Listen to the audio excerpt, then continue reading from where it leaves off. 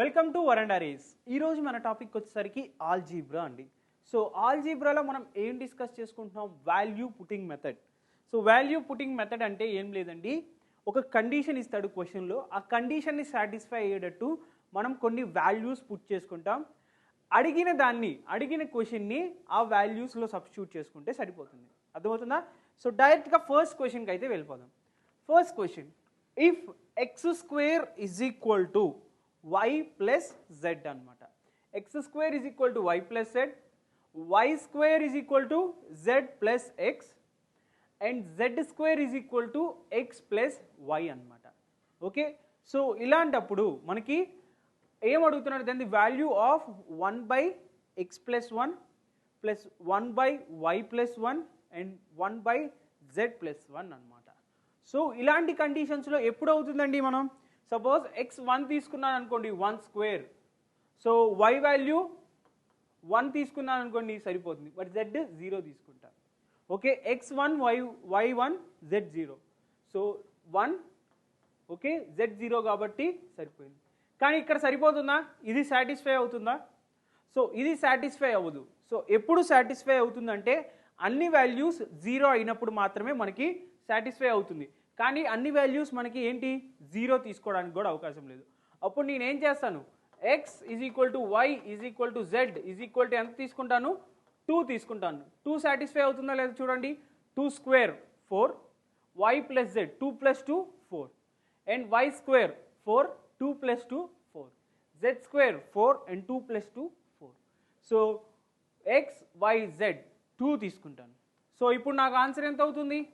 1 by x plus 1 అంటే 1 by 2 plus 1 1 by 3, 1 by y plus 1 that stands for 1 by 3 and 1 by z plus 1 that too stands for 1 by 3 అనమాట. 1 by 3 plus 1 by 3 plus 1 by 3 answer ఎంత అవుతుంది? 1 అనమాట. సో నా answer ఎంత? 1. Okay, so moving on to the next question.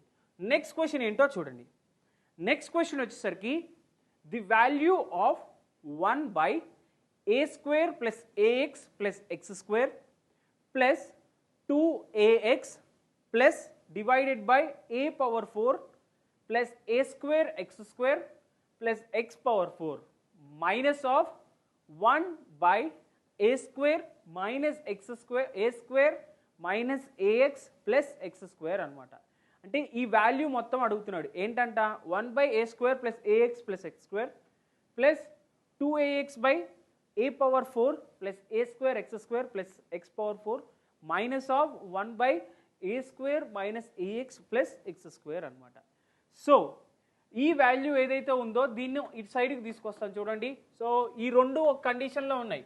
So దానికి మాత్రమే రాసుకుంటాం. 1 by a square plus ax plus x square minus of 1 by a square minus ax plus x square అవునా, plus 2ax by a power 4 plus a square x square plus x power 4 అనమాట. అవునా? So దీని యొక్క డినామినేటర్స్ని equate చేసుకుంటున్నా కిందది. అంటే first 2 terms, ఈ 2 terms మాత్రమే తీసుకుంటున్నా.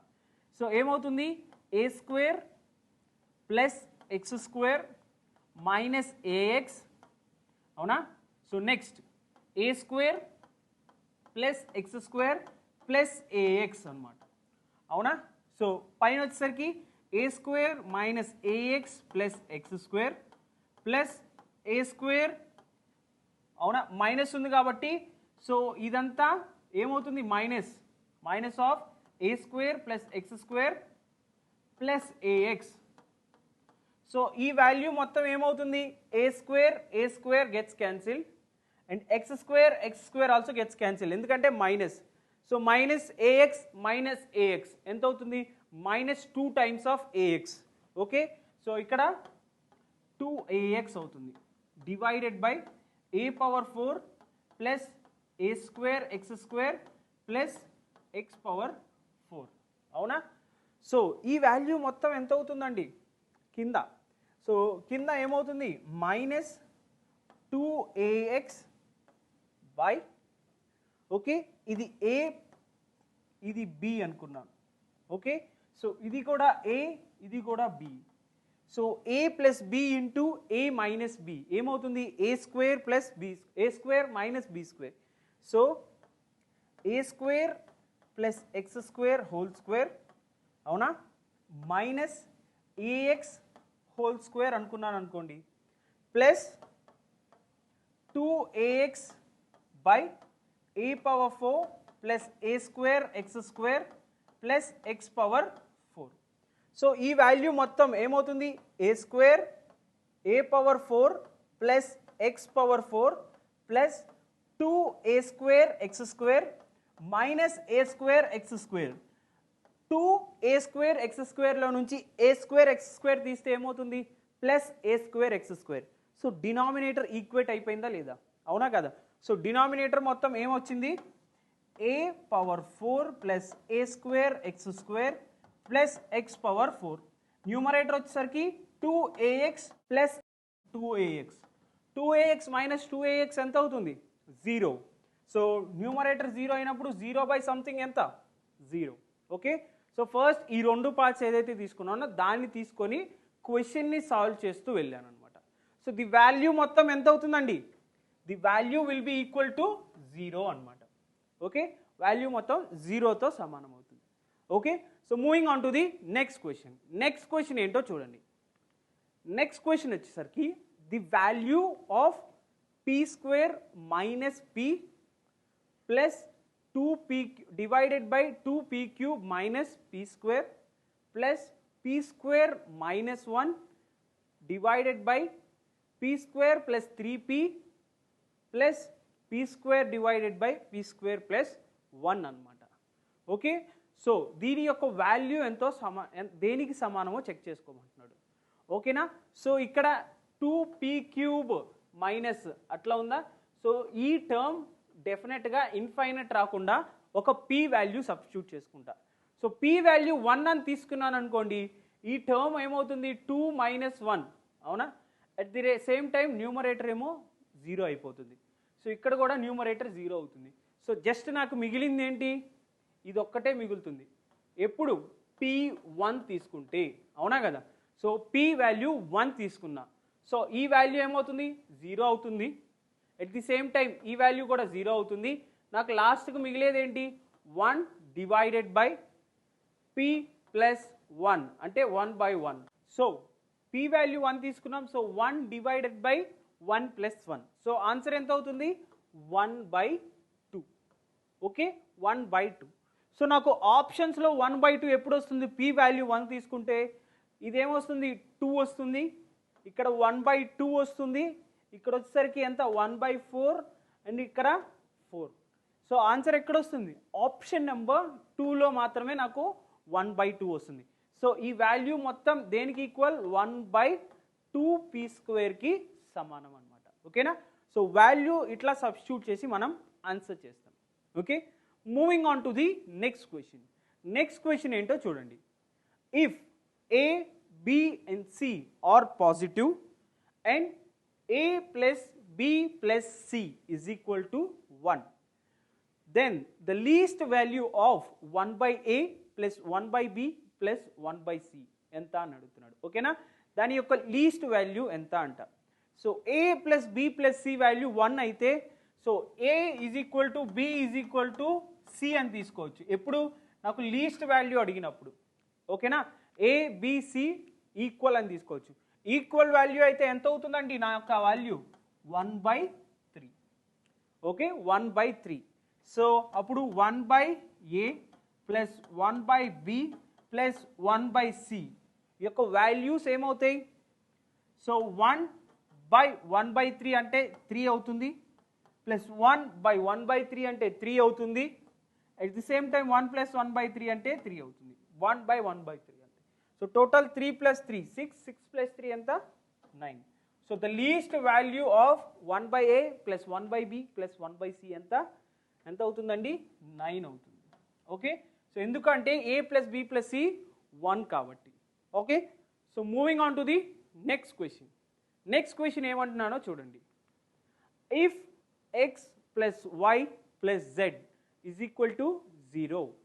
Value of x square plus y square plus z square divided by x square minus y square. Okay, so ఇప్పుడు నేను వాల్యూ ఎలా సబ్స్టిట్యూట్ చేయాలి అంటే ఈ కింద డినామినేటర్ 0 అవ్వకూడదు, అంటే ఇన్ఫైనైట్ వాల్యూ రాకుండా. అప్పుడు సింపుల్గా y వాల్యూని 0 తీసుకుంటా, x వాల్యూని 1 తీసుకోవచ్చు అండ్ z వాల్యూని -1 తీసుకుంటా. సో 1 ప్లస్ 0 1, 1 minus 1 0, టోటల్ 0 అయిందా లేదా? సో సబ్స్టిట్యూట్ చేయండి. x square 1 plus 0 plus 1 divided by x square value 1 minus 0. So ఏమవుతుంది? నా ఆన్సర్ ఎంత అవుతుందండి? సింపుల్గా 2 అనేది నా ఆన్సర్ అవుతుంది. ఓకేనా? So moving on to the next question. So next question ఏంటో చూడండి. నెక్స్ట్ క్వశ్చన్ వచ్చేసరికి if a plus b is equal to 1, then a cube plus b cube minus ab minus of a square minus b square whole square value ఎంత అంటున్నాడు. a plus b value 1 అయినప్పుడు okay, సింపుల్గా ఒక వాల్యూని 0 తీసుకోండి. Either bని 0 తీసుకోండి లేదంటే aని 0 తీసుకోండి. అర్థమవుతుందా? సో సింపుల్గా రిమైనింగ్ వాల్యూ అయితే b వాల్యూ 1 అవుతుంది, లేదంటే a వాల్యూ 1 అవుతుంది. అవునా? సో ఈ కండిషన్లో a వాల్యూ 1 అని తీసుకున్నాను అనుకోండి, a 1 cube plus 0 cube minus ab value 0 అయిపోతుంది. ఓకే, మైనస్ a స్క్వేర్ అంటే 1 మైనస్ 0 హోల్ స్క్వేర్. అవునా? సో 1 అవుతుంది, ఇక్కడ ఎంత అవుతుంది? -1. అవునా కదా? సో -1. సో ఆన్సర్ ఎంత అవుతుంది? 0. సపోజ్ b వాల్యూ 1 తీసుకొని a వాల్యూ 0 తీసుకున్నారనుకోండి, ఇక్కడ 0 వస్తుంది plus 1 cube. Okay, -0. Okay, minus of 0 minus 1 whole square. 0 minus 1 whole square అన్నా 1 మైనస్ 0 హోల్ స్క్వేర్ అన్నా ఎంత వస్తుంది? వాల్యూ 1 వస్తుంది. సో ఫైనల్గా నా ఆన్సర్ ఏమవుతుంది? 1 మైనస్ 1 0 అవుతుంది. అవునా? సో ఏ వాల్యూ అయినా మనం ఎట్లా అయినా తీసుకోవచ్చు. సో నా ఆన్సర్ ఎంత ఈ క్వశ్చన్కి? 0 అనమాట. Okay, moving on to the next question. Next question ఏంటో చూడండి. If x is equal to a power 1/2 plus a power -1/2, then y is equal to a power 1/2 plus a power -1/2, then value of x power 4 minus x square y square minus 1 plus y power 4 minus of x square y square plus 1. Okay, దీని యొక్క value ఎంతో కనిపెట్టమంటున్నాడు. ఓకేనా? So దీన్ని ఎలా తీసుకోవచ్చు మనము? So దీన్ని సింపుల్గా సాల్వ్ చేయాలి అంటే, so x power 4 minus x square y square minus 1 plus y power 4 minus x square y square plus 1. So plus 1 minus 1 cancel అయింది అనుకున్నాను అనుకోండి. సో ఎంత అవుతుందండి ఇది? x power 4 minus 2x square y square plus y power 4. అవునా కదా? So దీన్ని ఎలా రాసుకోవచ్చు? ఇది ఏ ఫామ్లో ఉంది? x square minus y square whole square అనుకోవచ్చా లేదా? Yes or no? x square minus y square whole square. Okay, so ఈ ఫామ్ మొత్తం అవునా కదా? x square minus y square. So x square minus y స్క్వేర్ని మళ్ళీ ఎలా రాసుకోవచ్చు? x plus y into x minus y whole square. Okay, x plus y value.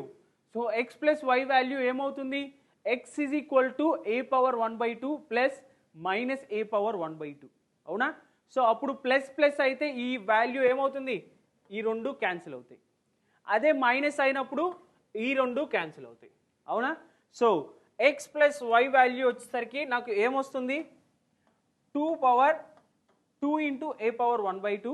Okay, next x minus y తీసుకున్నప్పుడు 2 into a power -1/2 whole square అవుతుంది. అవునా? So a power 1/2 and minus a power 1/2 cancel అవుతుంది. అంటే a power 1/2 అంటే a route a అని into 1/√a. అవునా కదా?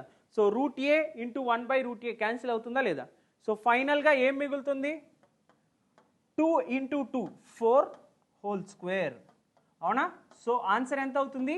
16 అవుతుంది. అవునా? ఆన్సర్ ఎంత అవుతుంది? 16 అవుతుంది. ఓకే,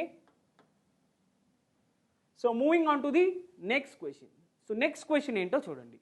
నెక్స్ట్ క్వశ్చన్ వచ్చేసరికి if x plus y plus z is equal to 0, then what is the value of 3y² plus x² z² divided by 2y² minus of xz.